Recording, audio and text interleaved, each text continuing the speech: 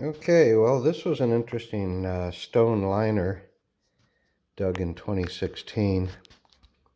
Uh, Interesting because there were a lot of sauce bottles and a lot of soda bottles. Well, a lot, but more than what you would expect. Champagne bottles, a couple of table water bottles, and a few of those shoe fly flasks and a number of local pharmacies. But the big prize was at the bottom.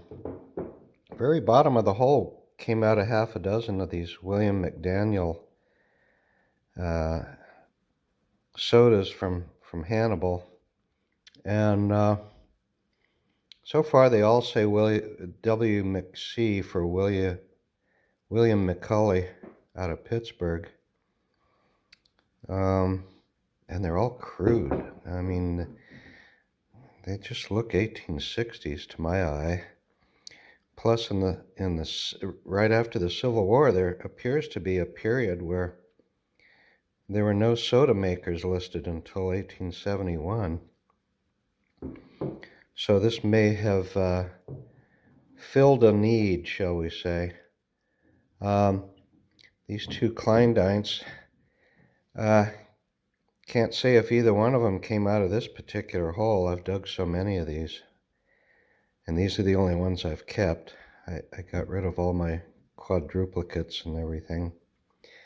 But this is one of the earlier ones, and I'm pretty sure the A and DHC early variant came out of this hole. For some reason, I'm just remembering that.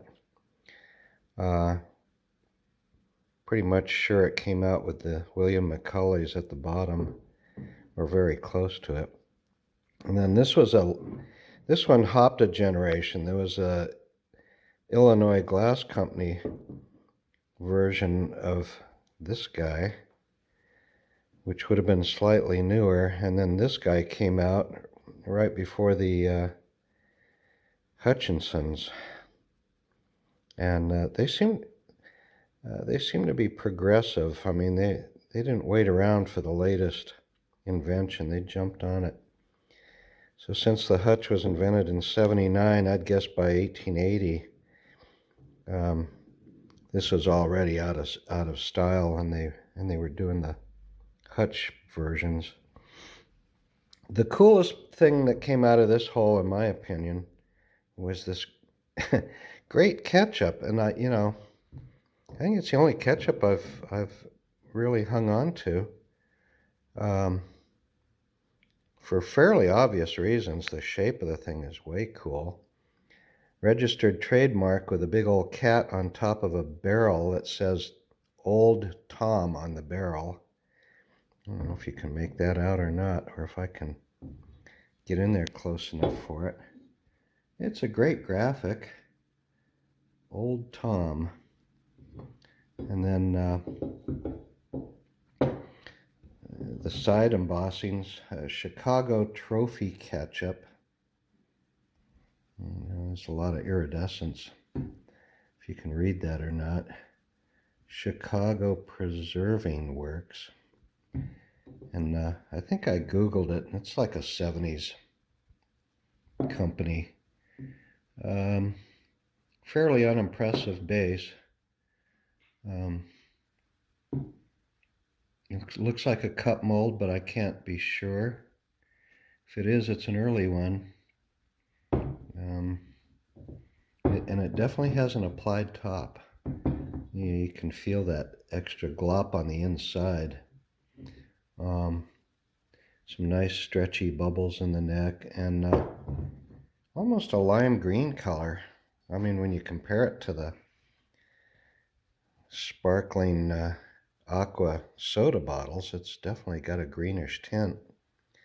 Like I say, one of my favorite, if not my all-time favorite ketchup bottles.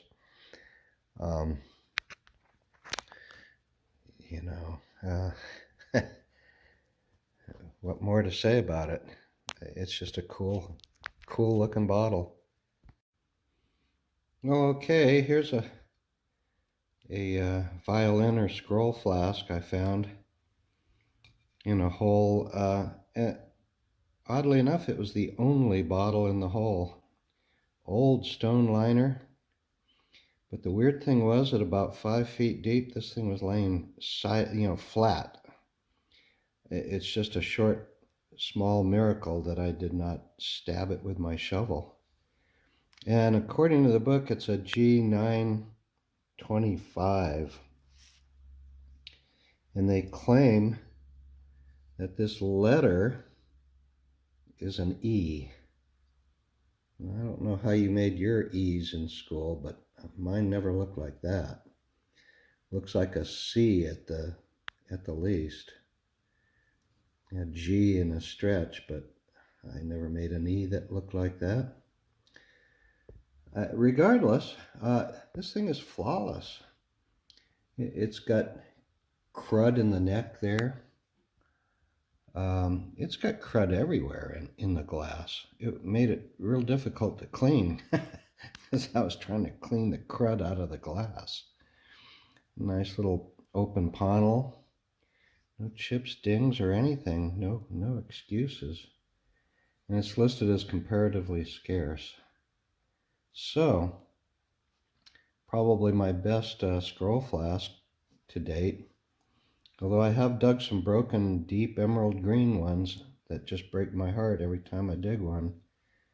I think I've dug 3 or 4 broken ones.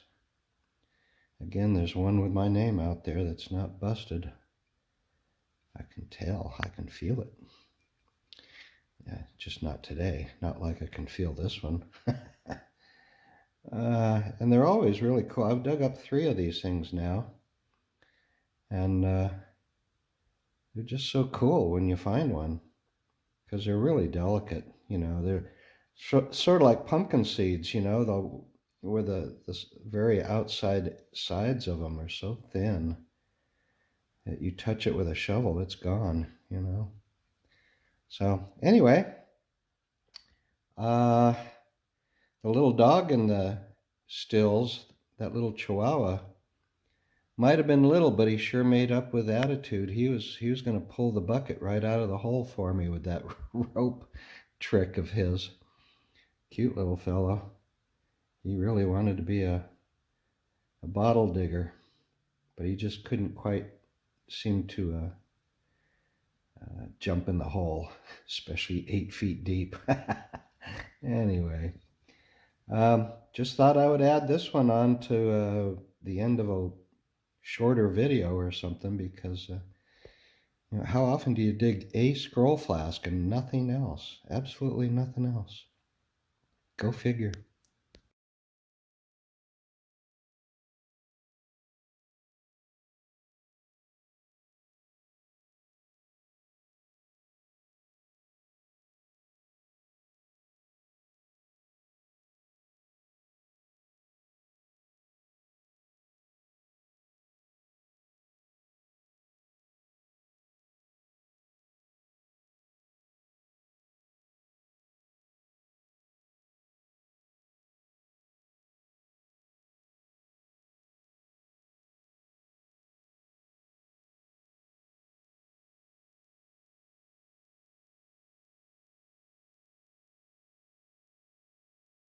Well, I figured since I was on the topic of scroll flasks, I would shoot a short video of the first scroll flask I ever dug up, which technically I didn't dig it up. It was carted away in a dump truck and dumped unceremoniously along the river after excavating a really old part of downtown Quincy. I learned real quick to follow the dump trucks. Anyway, the pictures I was able to take were in situ. I mean, this thing was just stuck in the clay. I believe it's a G911, which is listed as common. A rather simple open paneled base. And 8 stars. or 8 points on all 4 stars. And that was my first historic flask I ever dug up. Hard to really describe the feeling. It's like excitement, but also terrified that, how did this survive a trip in a dump truck? Originally, it had a very small, probably right to my thumbnail, flash in the neck, and over time it has actually grown down to where my thumb is now, which is quite a travel in 10 years. I mean, I don't think the San Andreas fault line travels that fast. Maybe it does. Anyway, it's still one of my favorites. It's like your first love. You never forget it. Nope.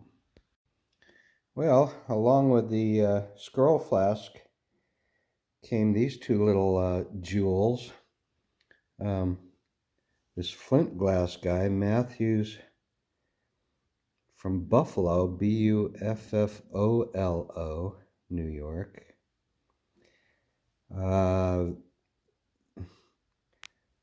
Venetian liquid hair dye.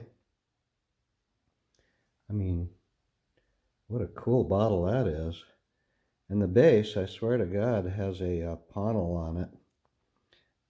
You can see that fin of glass off to the edge there. I really think that looks like a refired panel. And, being I mean, it just screams, hey, they melted it down. That's my story, and I'm sticking to it. Mainly because it came out of this pocket where everything was paneled. Nice little flared lip, not thin, but flared at any rate. Clearly applied. Just a perfect little hair bottle. And then this bad boy came out. And, nothing whoop about it. Open panel on the base. Except for that color. I mean, it's got a nice, serious green tint to it. And some bulging right there. And, I mean, it's just funky all over the place. Got crud in it.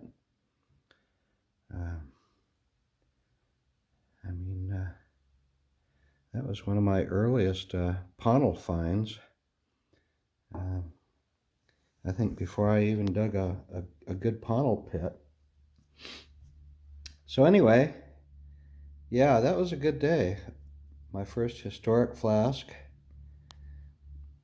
An early hair dye bottle with Buffalo misspelled. And a green vial, who can complain about a day like that? Yeah.